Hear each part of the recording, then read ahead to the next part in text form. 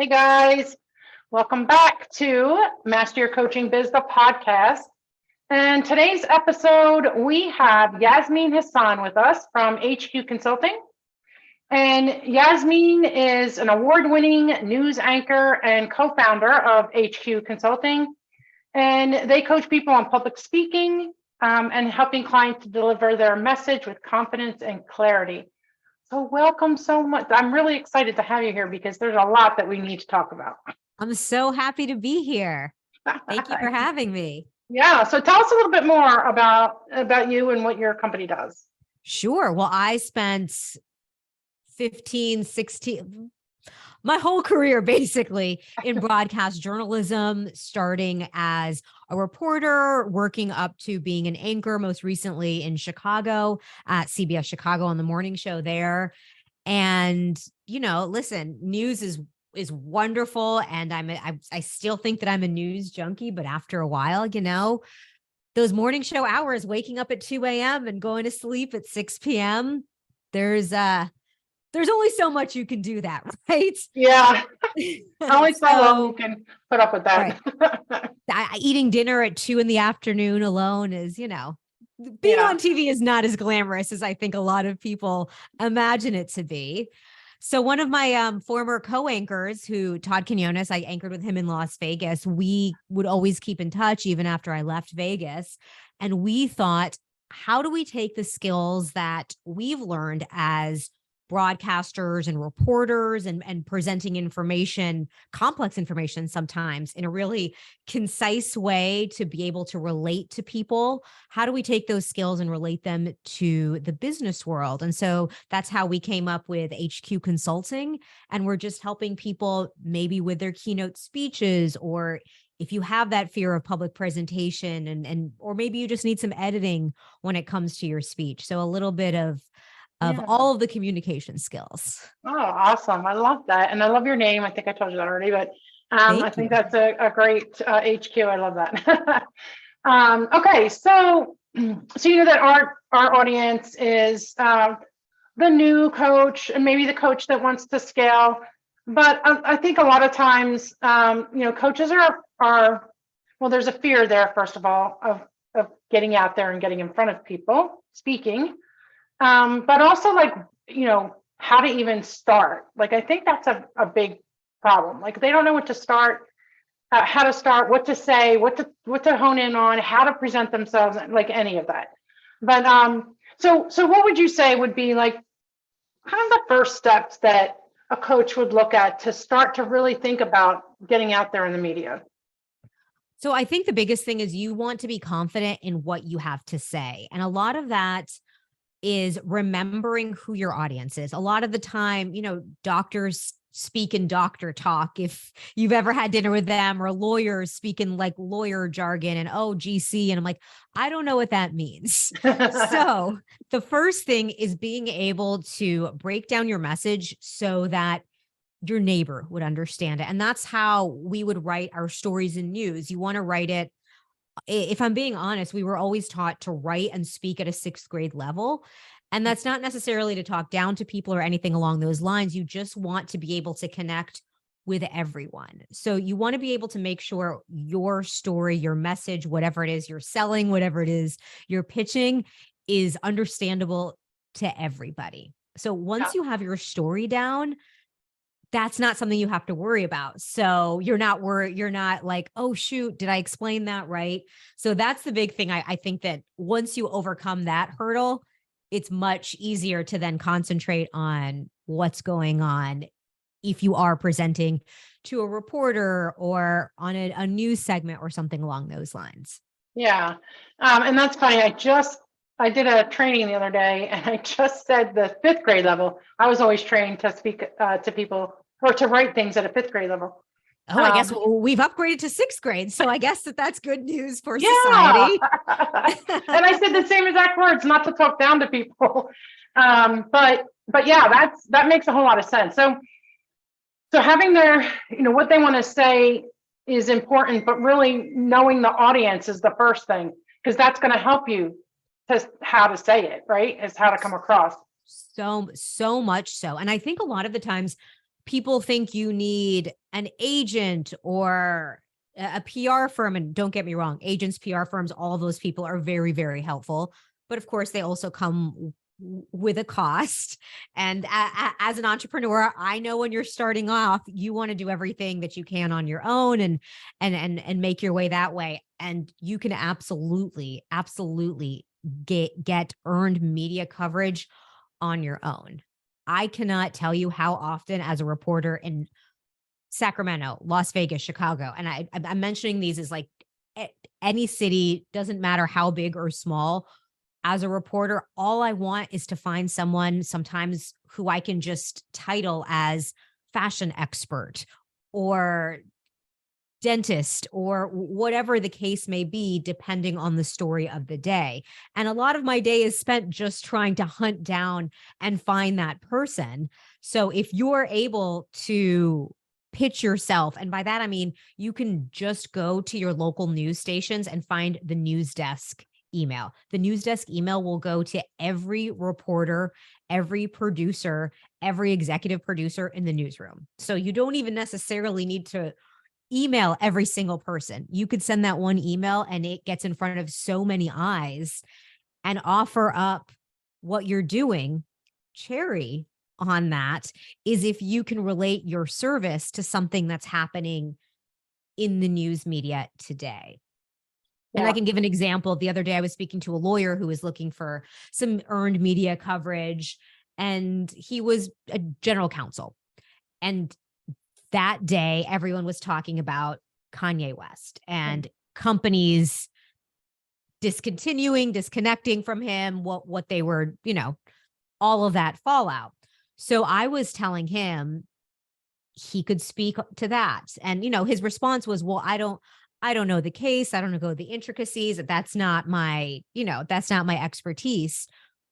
But I bring it back to that 6th grade level. The audience doesn't want to know the exact ins and outs and what is exactly happening. They want to know generally what is going on at Adidas. What are those conversations like? What could they be like? What could they be potentially looking at? And just breaking it down in that sort of conversational way. If you're able to do that, the reporter is going to pick up on that story every single time.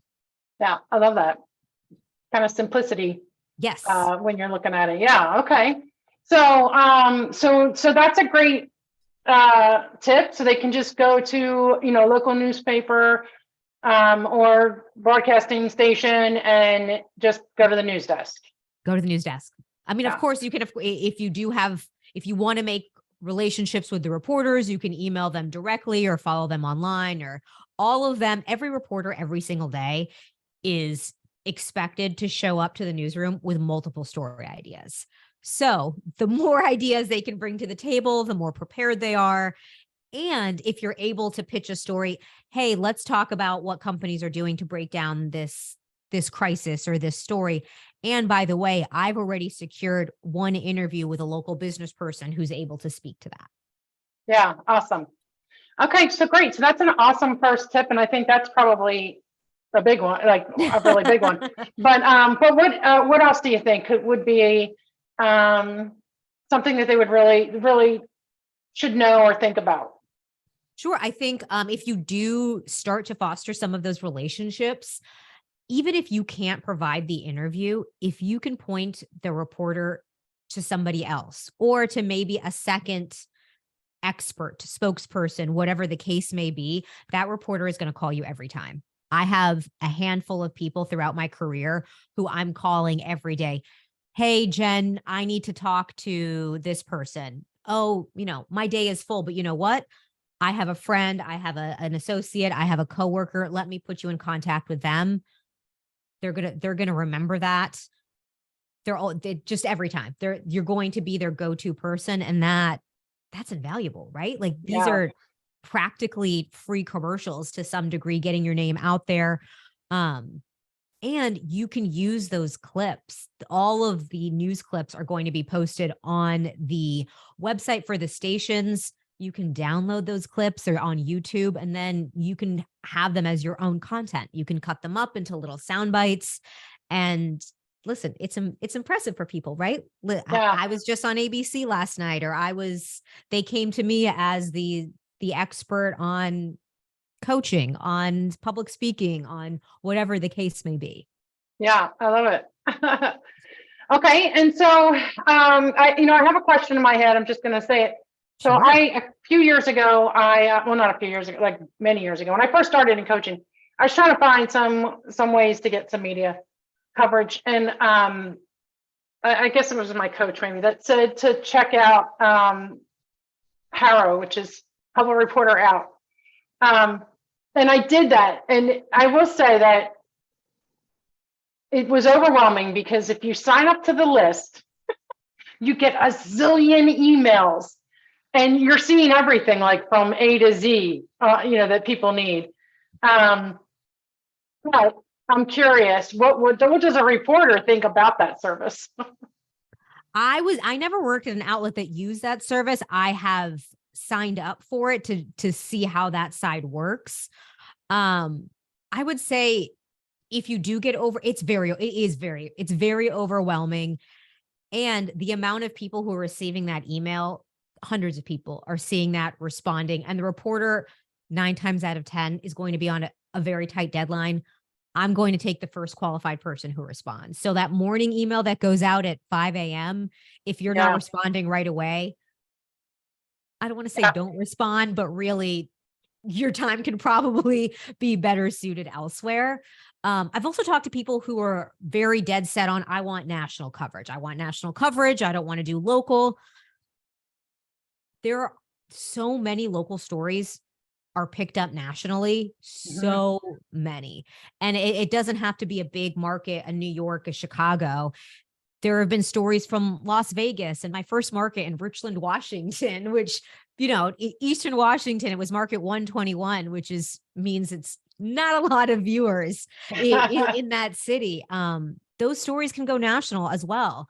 So there's network affiliates, and then there are all of the Gannett, Sinclair, and those are companies who own lots of TV stations. They own stations all over the country. So there is the potential for your local story to get national coverage. And I would just say, don't discount something because you're like, oh, it's just the local CBS, because also you're still getting in front of eyeballs, and it can go so much farther. Yeah. And I think just being able to put as seen on CBS or, whatever, Fox or NBC or whatever they are, it increases your credibility and your authority. I think it doesn't matter. Absolutely. You're not going to sit there and go, oh, well, this was only the local CBS, or, just says CBS. So awesome. I love that. And yeah, I didn't have much luck with that service. Overwhelmed, number one. And number two, like you said, you'd have to be on it. Like you'd have to be sitting there watching these emails come into your email box. And it was just like, who's got time for that?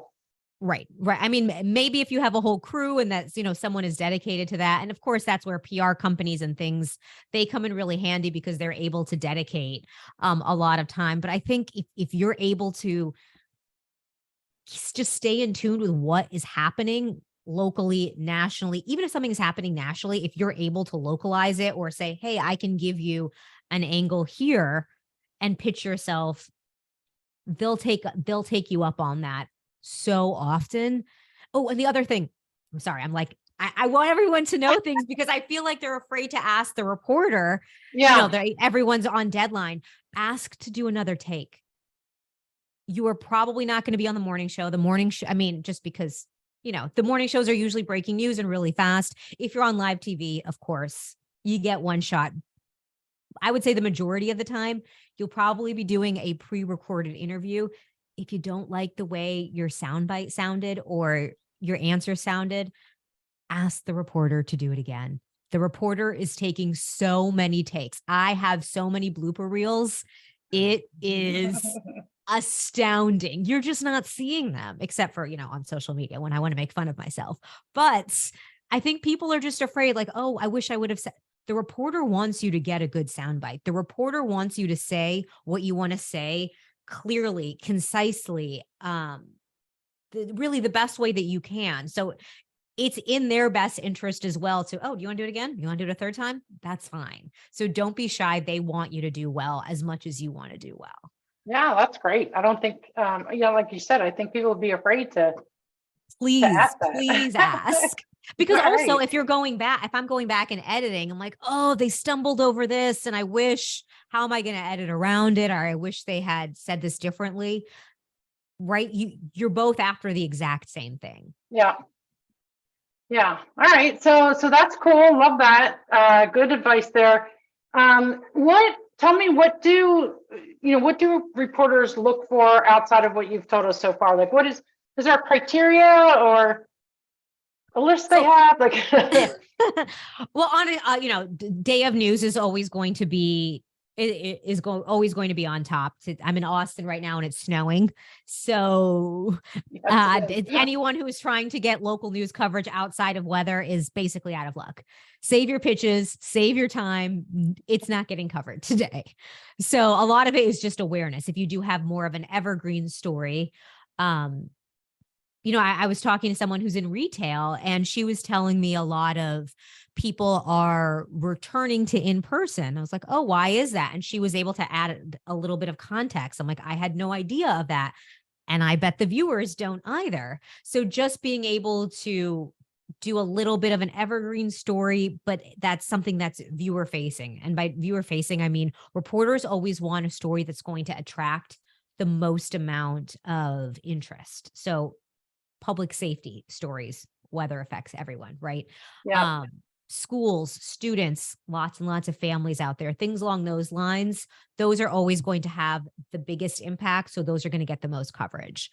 And then, a feel good story doesn't hurt every now and then. But if you are able to present something in a way that it does impact everyone, even if it's my small restaurant, okay, well, you can still do, it's Margarita Day and we're offering specials and 10% of my profits are going to give back to this charity. And you just need like a little hook to get that attention. Yeah, love that. So tell me, what should people remember kind of before doing the interview?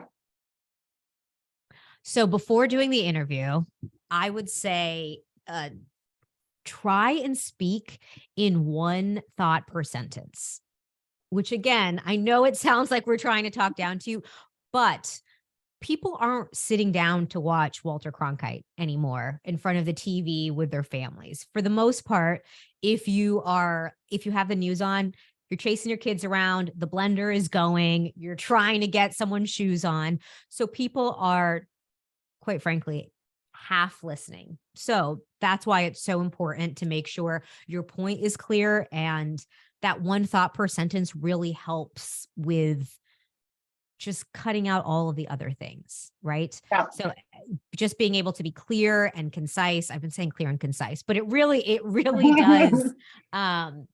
It's the best way to drive home your point, even though I'm basically rambling right now. But if you want to try and avoid rambling as much as possible. And that's really what it comes down to. It's because you don't have everyone's attention for any given amount of time. So you want to make sure what you're saying gets across.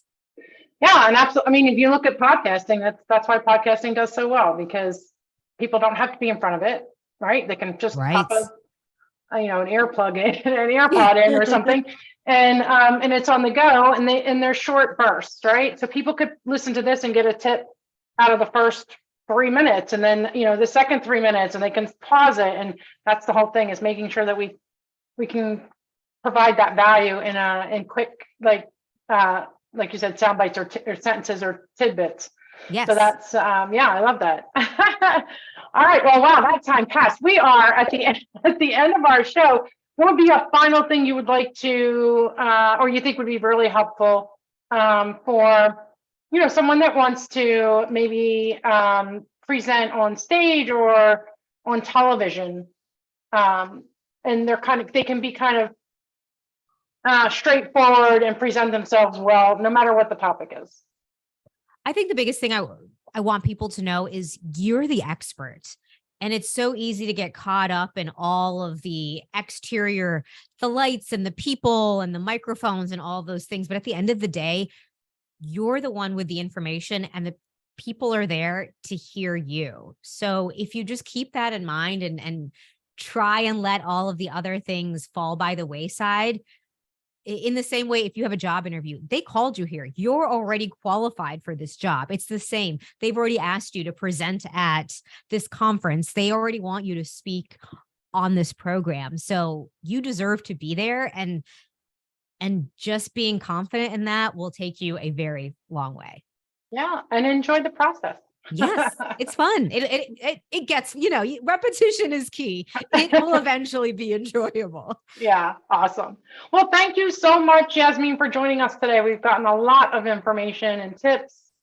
Guys, I would say take action on some of this. I'm definitely going to go and look personally. I'm going to go look at the news desks of my my local TV and also radio and newspapers in the area. So thank you so much. My pleasure. Yasmeen. Yeah. And thanks, guys. I'll see you on the next episode. Have a great day.